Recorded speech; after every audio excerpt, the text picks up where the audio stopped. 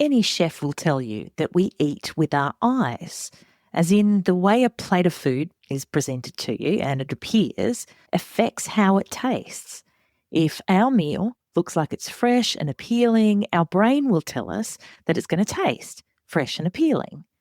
So then surely when we first enter a wedding reception space, the visual impact of the room is like the opening scene of the movie and the precursor for everything that comes after. And for those engaged couples who are not booking a stylist or who have locked in a dry hire venue, one of the most overlooked aspects of wedding planning has to be the lighting, draping, and audiovisual elements. So today I'm chatting with Sam from Amuse Event Lighting and Audiovisual. He shares insider tips on how to prioritise your lighting budget, collaborate with stylists or suppliers, and avoid common pitfalls couples overlook, like functionality and safety and highlighting key features. How to make your wedding look like a scene straight out of a beautiful movie.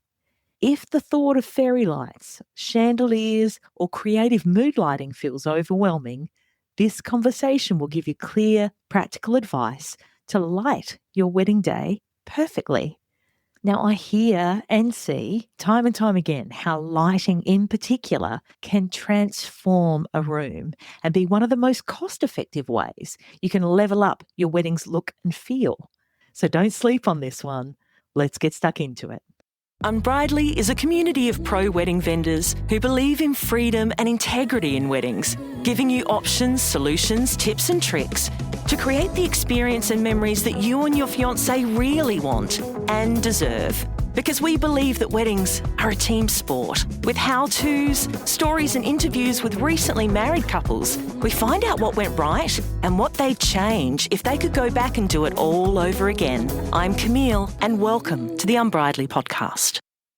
Hi Sam, welcome. Thank you so much for your time. It's great to be here. I've been looking forward to this. That sounds ominous. Okay, well let's start at number one. Sam, who you are, what you do. And so if you could explain that up front. Yeah, absolutely. So I am a 40-year-old events professional that is specializing in audiovisual and lighting. About 50% of what we do is weddings, which is why we're having this discussion today. Been in the industry coming on 20 years in January. And yeah, just that's my day-to-day. This is an industry that I love and look forward to talking about. Yeah, you live it and you breathe it, Sam. And that's why I reached out, because the thing that really stuck out to me recently was a lot of couples are thinking more than ever, maybe, of looking at dry hire venues. And they're going, What do we do in these places? Oh, and for the listener, do you want to explain it, Sam? A dry hire venue? Yeah, so venue that's reasonably bare bones that you go into, you dress yourself and put your own stylistic spin on it, and that's everything from food through to decor, floristry, and then what we do, lighting and draping. Yeah. So yeah, it's a blank canvas that people, you can do with what they will. Yeah, yeah. And what I understand, and we'll get to it later in the questions, but yeah, lighting, rigging, sound, all that stuff is one of the best ways to spend your money in a dry hire venue. Absolutely. In terms of bang for buck and what you get for your money, lighting specifically is the cheapest way to get maximum impact. It's still a cost line in the budget, but we find that the response we get from guests as well as our couples are generally quite a bit more for what they're spending compared to something like floristry and stuff like that, which all of it has its place, obviously. But it's a great way to start with your venue and to start with your feel. Yeah. So we might delve a little bit deeper into that a bit later. I guess we just teased it. But first up, what role do you think lighting and draping in particular play with that atmosphere of transforming a wedding venue? It sets the scene for sure. Absolutely. So the ambience provided through a blanket of light is like nothing else. I mean, there's functional aspects to it. So say we go out to like a private property, or some of the properties around Adelaide that are based sort of regionally that don't have a lot of infrastructure. There's some functionality to it, getting your guests safely out to car parking and toilets and doing all that's really important. But then when you're in the room, the ability to walk in and draw the eyes up and have that wow factor, or be highlighting, architecture with uplighting, or trees with that sort of light. And then like when you start looking at the first dance and stuff, having a coordinator be able to come through, dim down a dance floor so you get this perfect lighting scape for your photographer and your videographer. We see a lot of those images get sent through to us by both photographers and our couples, and they're always really, really quite happy that we're able to provide that backdrop for them. It's powerful, isn't it? Yeah. How can we explain it? It's mood lighting, isn't it? Yeah, it is. And, the draping side of it as well is not only, to block off space to cover things up, it reinforces color. It provides a bit of drama in the room if we're doing a lot of draping in a ceiling. It's that wow factor. And I guess one of the mantras that we have in the business is, we want to make it look like a scene from a movie. And that comes from my previous experience working in a destination for a company that's not Amuse, where you'd be there at the start of the event and you would see guests come into a room, whether they're corporate or wedding guests, and they would say, wow, it looks like a scene from a movie. And seeing that sort of look on their face as they walk in to that room reveal really kind of hit home the interest that I have in this side of things. Yeah, it's a bit stage design, it's a bit atmosphere, it's transporting people. Yeah, it's transformative. Yeah. When it's done, it's done very well. So, we get a few instances where people come through and they want to drape off an entire venue because they don't like the look of or the color of the walls or something like that. And for us, it's just, maybe you shouldn't have picked this particular venue. So when we can add to it and augment it and make it look like something quite special, then that's when we're nailing the brief and people are the happiest. So, I mean, I've only just realised this is a very interesting conversation to have on a podcast because, it's completely visual, right? Yeah. But could you paint a picture for us of a favourite example maybe of wedding where lighting or draping or rigging, maybe audiovisual enhancements, they played a significant impact on the overall event experience? Yeah, I was thinking about this in the lead up actually, and this one's probably better for the fact that we can't visualize it necessarily. So I used to work in a destination called Port Douglas. A lot in Australia will know where that is, but your overseas listeners won't. Oh, explain it. Explain the beautiful place that Port Douglas is. It's a tropical paradise that's, up in the far north Queensland. It's gorgeous. People chase the sun up there during winter. It's, just this beautiful place with beautiful venues. And I even got married up there years after moving back, just because my wife and I would both love the location so much. So when I was working up there, we had this instance where this groom was just having a really bad run of luck. So he'd had a fight with his father, and his father had decided to go back to England and not attend the wedding. And then his best man, who was flying out from London, couldn't make it due to the birth of his first child. So the best man, he was devastated that he couldn't give this speech. So the bride, she came to us privately and she asked if we could Skype him in for his speech in real time, not pre-recorded, anything like that.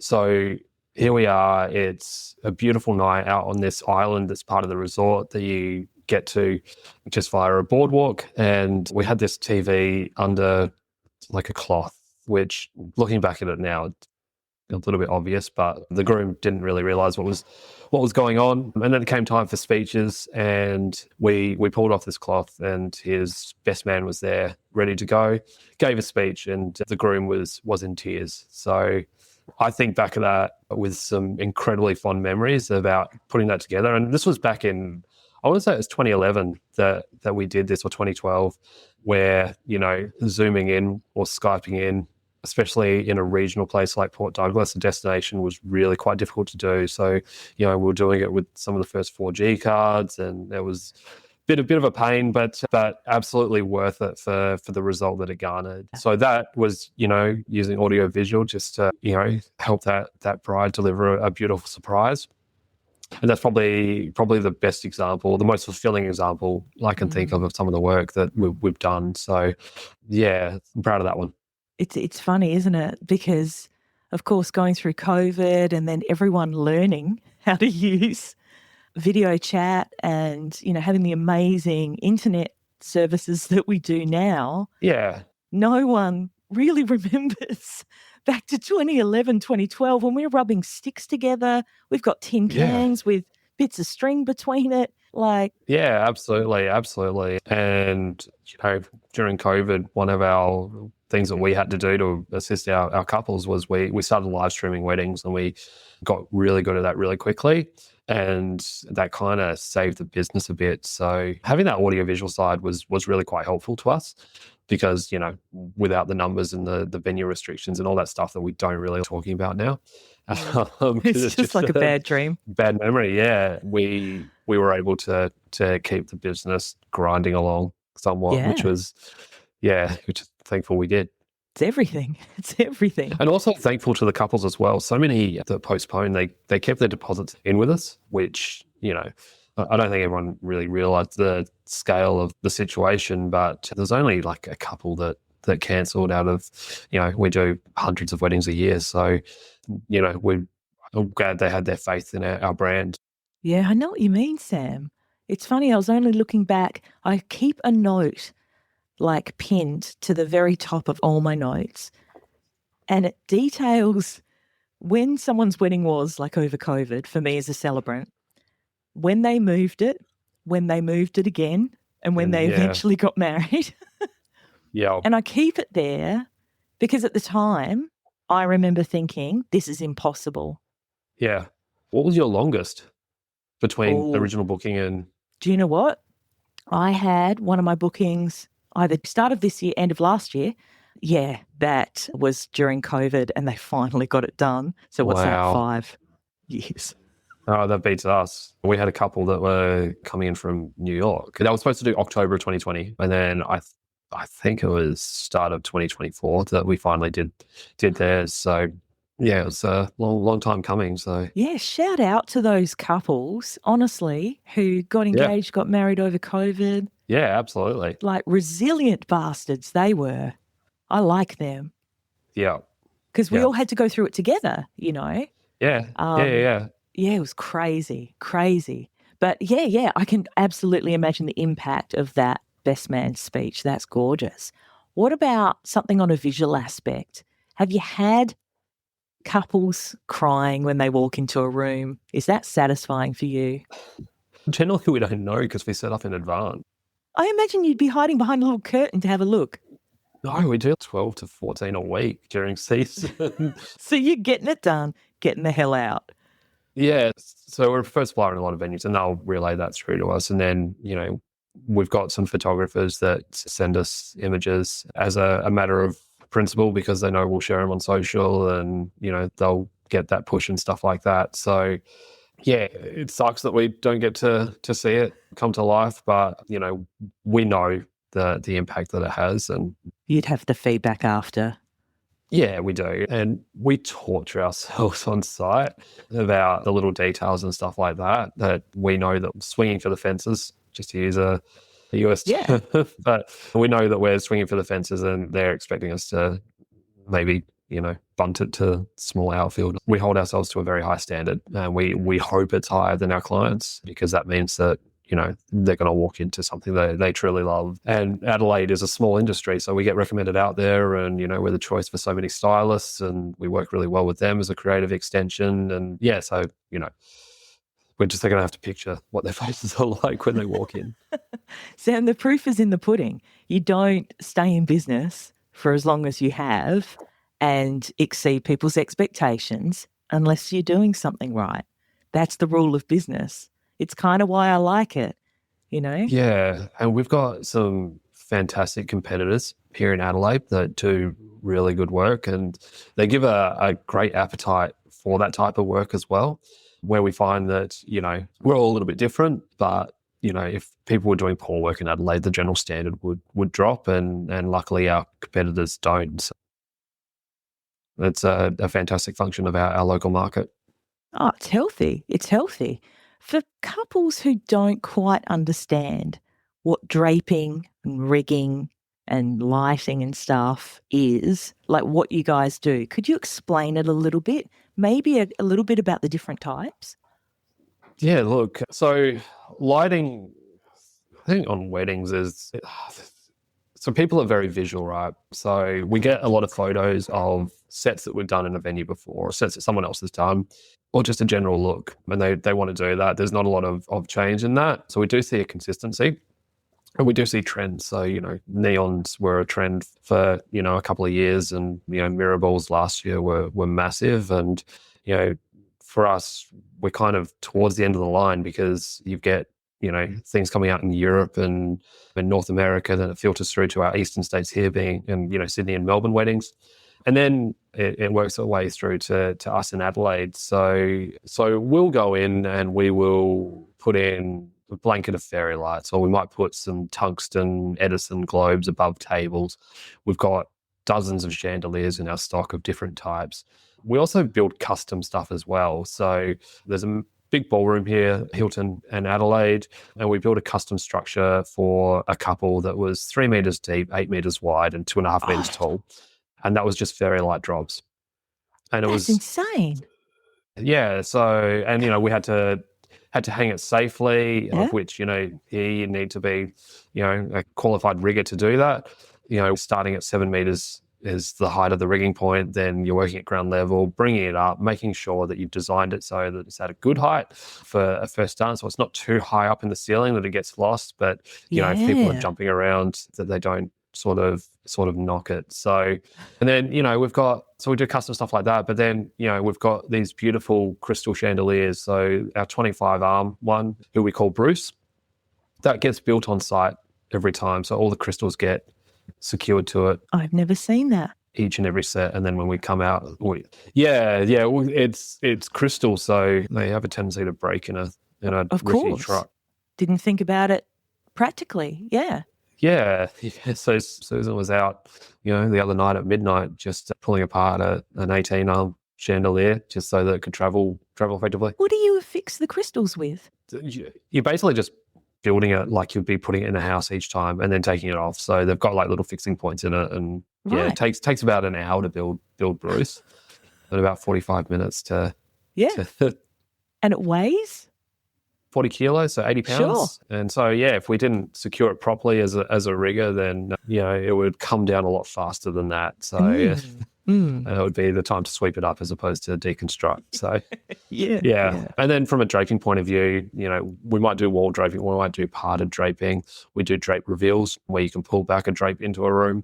Ceiling draping, of which there are many styles, whether, you start at a center point, go out to the edge of the room, which is a style that's been around for longer than my career. We might put 8 or 12 in a space that go out to certain points from a central chandelier. And then you've got, there's some beautiful layered looks going on at the moment, and there's some wonderful trends coming through with draping. And, we can customize our colors. We've got about 350 different options that we can get custom made. Is that all? And get them custom made for a venue as well. Sure. Yeah. We got the new book from the supplier, a few weeks ago. I was like, wow. How does someone choose from that? That's crazy. Leave it to the stylists. Absolutely. Yeah. So we'll work with the trends. And now we're really starting to trying to look ahead to, what's coming through North America or Europe 2 years from now, because we know that it'll be with us in 2 years. Then we've got some furniture suppliers here that we've started matching colors of drapes to the furniture that they're doing, or having contrasting colors. And we've even got some pendants in now that are these felt pendants that match in, with their furniture colors as well. So we're trying to respond to what's in the local market. It's good to have options, but, we still know that 9 times out of 10 people are going to go with white. Which is fair enough. Fair enough. It reflects the most light. I get it. You touched on something really important there, Sam. When I said, how do you choose from, what was it, 350 odd choices? Yeah. And you said you let the stylist choose. Yeah. Yeah. That's really interesting for engaged couples listening. what sort of percentage would come to you directly to, source lighting, draping and stuff? And what sort of percentage of wedding events would you have the stylist contact you? It varies. I mean, Susan knows better because she deals with more of them. We've found that we're starting to see more budgets towards stylists now, or insofar as there's been maybe a trend a little bit away from florals or as much florals and into draping and lighting because of the cost savings on it. So we're doing more and more with stylists. There are so many like proactive couples and brides and mothers of the brides that will come to us directly. We're doing this one. She's helping out her, I think it's her sister. But we've got some really, really different pendants going in just because, they had a certain feel that they really wanted to nail. It all depends on the workflow. So, we've got some fantastic coordinators here as well that are working independently of venues that come to us quite a bit because they're trying to bring all the vendors together. And we've got that trust with them. And then we've got stylists where we just hope to be more of an extension of their creative vision as opposed to just a hire company that's supplying. It's really important to us to be that creative sort of house for them where they can throw stuff that they might not know that we have or, they want us to get and we'll go, okay, you know what? We like it. It's trending. We got room for it. Let's do it. Yeah. And it gives the brides options. Did you know that most newlyweds spend up to 8 hours of their precious time working through changing their last name after they get married? This is where easy name change comes in. Their kits provide you with a sort of shopping list of businesses, companies and government departments where you simply pick which ones you need to notify. They then send you detailed instructions on how to go about the name change process because every business is different, and this saves you hours of calling around, waiting on hold, sending emails, waiting for a response, and then remembering to follow up when you don't hear back from them. Easy name change kits also provide ready-to-send forms, letters and emails, so you just attach your marriage certificate to them and you're done. Starting at $39, the value and time you get back is a no-brainer. For more help on changing your name after you get married, there is an excellent blog post on the Unbridely website, and I'll put a link in the show notes for you. Plus, Unbridely podcast listeners get a $6 discount on their name change kits by using the code Unbridely6. That's UNBRIDELY 6, the number 6, and this is valid until the end of 2025. Get your easy name change kit so you can move on to the fun parts of being grown-ups together, like holidays, getting a dog, building a house, herb gardens. Now I'm talking about those couples who come to you directly because the stylists, they know these sort of things, and that's why you hire a stylist. But what aspects of event lighting do you think the couples frequently overlook that maybe can dramatically influence the mood of their day? I think one, and it used to be a classic, like before the global financial crisis, which is speaking to my age a bit, where we would use like theatrical fixtures to highlight certain things. So like a cake table, for example, or florists or, pin spotting tables and stuff like that. And it became a little bit of a lost art, but it's quite important to consider that if you do have something that is of importance to you in that event, if it's dark at 6 o'clock and it gets lost in the room, then all of a sudden it's, not really a thing. Or, you might want to highlight, the speeches in a certain spot or a cake table, all those kind of things. Or, a grazing table, for example. We had one couple that they were talking through their day and they're going to have this epic grazing table. And we knew that, they would lose it in the light. So we put a theatrical spot that we cut exactly to the top of that table. Remained lit all night. It was on a dimmer, so that once it was done, they could just get rid of that light, or whoever was working on site. And so I think that's overlooked. I think lighting towards toilets, if you're on like a farm or whatever, it's important. Because there's definitely some safety components. And one of the big ones that we do get engaged with, specifically with coordinators, is reticulation of power out to all sorts of things like kitchens and stuff like that, because, we'll go Ah, through and we'll say, okay, we know it's drawing this much. You don't want to, which this happened at a friend's wedding before I started the oh, business. They're in the middle of speeches and the whole room tripped just basically because the power allocation wasn't done right. So, and even if we're not tasked with that, we're constantly looking at it and, identifying if there's those sorts of issues. yeah. It's so practical. I guess, there are things that just don't go through my mind. But yeah, please light the toilets. Please show the food. Please show the exits. I'm guessing, stairs and like levels and things like that. If you're in a dry hire venue where you're not in the specialist, wedding venue space that is naturally lit to the nth Yeah, degree, then you've got to think about those things. you do. I mean, think about, a grandmother or someone sort of slipping and, if they're trying to, leave to go home or they're going to the bathroom and stuff like that. So, yeah, it's something that I do think is a little bit overlooked. And, we just want to, make sure that things are safe because, nothing's going to stop a party sort of quicker than an ambulance. So, Yeah. Yeah. unfortunately, It's not nice to think about, but you're right. So making things beautiful, sure, but also yeah. safe. Excellent. Excellent. And so for those couples, yeah, with a dry hire venue, how do you think lighting can be used creatively to enhance the space while, as we said, giving them the best bang for their buck? I mean, look, as a provider, we'll spend as much money as they're willing to give us, but we also understand that like budgets are budgets. When you consider where we sort of fall in the process, we're typically, and it's starting to return to that now, we're booked 3 to 6 months out. And you think about how many vendors you've got booked before that. So, I mean, having that defined budget is important, most definitely. And then we'll work with it and try and be as flexible as possible. And I guess best bang for buck is think about, how high you're getting us to put it, how many points of connection we're putting in, how much customization necessarily that we're doing. So for us, if we put festoon lighting into a barn, for Mhm. example, we are going to use about half the amount that we would on fairy lighting. So it's half the number of points of connection. And then, for our base level festoon stock, we've got these beautiful warm white globes, but they're plastic cased instead of glass. So we don't need to take them out at the end of a show. Whereas if you want to get that really nice tungsten look, that really warm sort Ah, of old Edison look, yeah. that's all glass. So that goes in at the venue, comes out at the venue. So it's a little bit more Right. labor intensive. Yeah. So I mean, there's all those sort of options for those types of events that we're in a position to advise on. And I think just having a bit of trust as well in us and just a bit of honesty in budgets, because there's been the occasion where people will come to us because they want to use us, but we sit at a certain price point.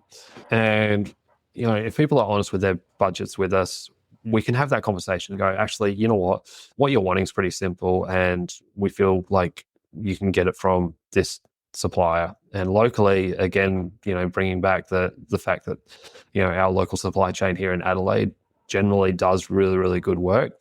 We've got the ability to advise that with confidence that doesn't reflect poorly on us for saying no Mhm. to that sort of thing. Budget transparency. No, that's great. That's great. And, for couples who perhaps aren't here in Adelaide or on the East Coast or over in the States, in England, where would you have them start when they're looking at this blank space and they're going, what do we ask for? I mean, is it just a case of finding their local, reputable, experienced, legal supplier and giving them the budget and go, you advise us? Is that the best way? It's a matter of research. And sometimes people might come to us with a budget that's probably not as well thought out when you start considering like labor and all that kind of stuff, where, they're like, okay, it should only, we place this particular value on it. But when we sort of go through that and go, we need 2 people coming in, we're on ladders, it's, this amount of work.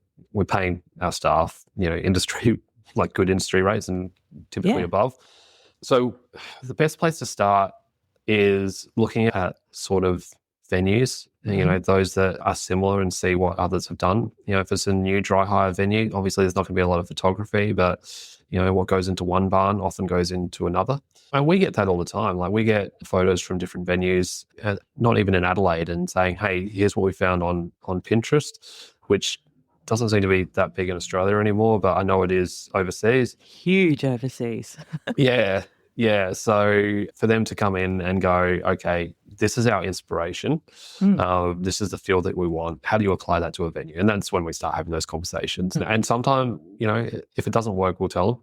We'll be like, okay, in this venue, they're at 5 meters and you've got, 2.7. So it's about going through that and going, okay, this is what we can make work in this space. This doesn't because of this reason.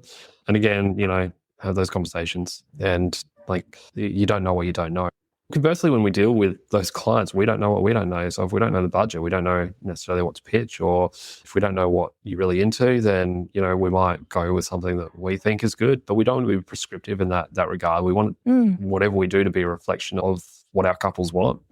And, it's about having those conversations. And if you do your research, you'll find who the better suppliers are. And, those that are communicating quickly or, just have a genuine passion for it, you do tend to realize who they are pretty quickly. And yeah, social media is such a good thing where, we'll send new brides to our Instagram and they'll look through the stuff we've done. And not only is it a qualifier of us as a supplier, but it also shows them some of the stuff they may not have considered either. To spark new ideas. And yeah, because I know a lot of the new couples, engaged couples, younger couples maybe, really love doing their wedding research online, which is, changed throughout the years. As you would have seen this too, Sam. Yeah. But it's very, very hard with lighting and rigging and audiovisual and stuff because it's so dependent on many moving pieces, so many different factors, like the possibilities are endless, really. I guess what we probably want to get across to engaged couples is, you've said a couple of times, so starting the conversation, having the conversation. It takes this collaboration, doesn't it, between, as you said, the budget, just some sort of ballpark of what they have and what they're willing to spend on those sorts of things. That's what I wanted to ask. The setup, the bump in, the bump out, is that, do you find that that's something that needs to be negotiated with, especially, when it's not a stylist who's coming to you, when it's a couple, coming to you? Are they always shocked at that, about the amount of time and the amount of labor and energy in setting it up? No, not really. We are pretty efficient at it by this point, and we're able to talk through those things. So when we get booked into a venue, let's say that's 6 months out and it's a venue that's mixed use between weddings and, corporate events, we aren't able to get a bump in or bump out time until sort of 2 weeks out generally, depending on the venue and depending on the time of year. So we quote based on what we feel like that look is worth, knowing full well we might be in at midnight to pull it out. So, which, we'll reassess that as we grow larger. We've got 12 staff now, so there's definitely some considerations there. But no, generally people are fine with it. And it's interesting to serve as an example. We went to this private residence where this couple, they were letting their friends use it. And they had got married there. They'd done all the lighting themselves. They didn't want to have a bar of it for their friend's wedding. So we went through and we set it and we got to the end and they're like, how'd you guys do that so fast? And it's just pure rage and, not magic. It's something that we do day in, day out. We don't have to think about it. It's muscle memory, and towards the end of the season, we're probably a little bit slower. But it's for us, we've gotten efficient at it. You were talking about, how having fairy lights take about double the endpoints that festoon lighting does. And so that's, a way to manage the look, the feel, the budget, excellent, the time, I guess, in setting it up as well. Do you have any other tips for couples as far as making the most out of their lighting goes? Prioritise, if you want that fairy light canopy in a marquee overhead, that's just like the wow factor when you put it in, then prioritize it. Drop a canopy if you need to. It's a whole rolling budget thing. Just figure out what's important to you, what you really need, and sometimes less is more, most definitely. And yeah, it really comes down to personal taste. But yeah, prioritizing in that regard.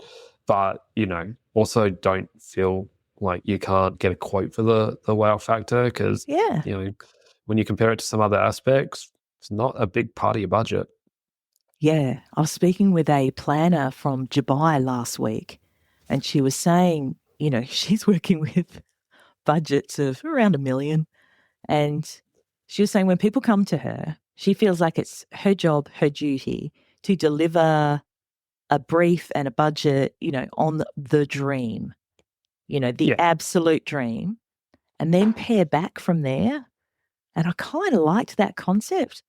So, yeah, you were saying prioritize, make sure that what you're going for is what you really want. But yeah, I'm guessing, especially with lighting, the focal point idea that you were talking about, if if you want people to see the grazing table, pretty bloody important. If the cake's a showstopper, if your dance floor is where you want your guests to be, then that's where you put your budget, right? Yeah, look, absolutely. And it's on us to be transparent, really, about where the money's going and why it costs what it does.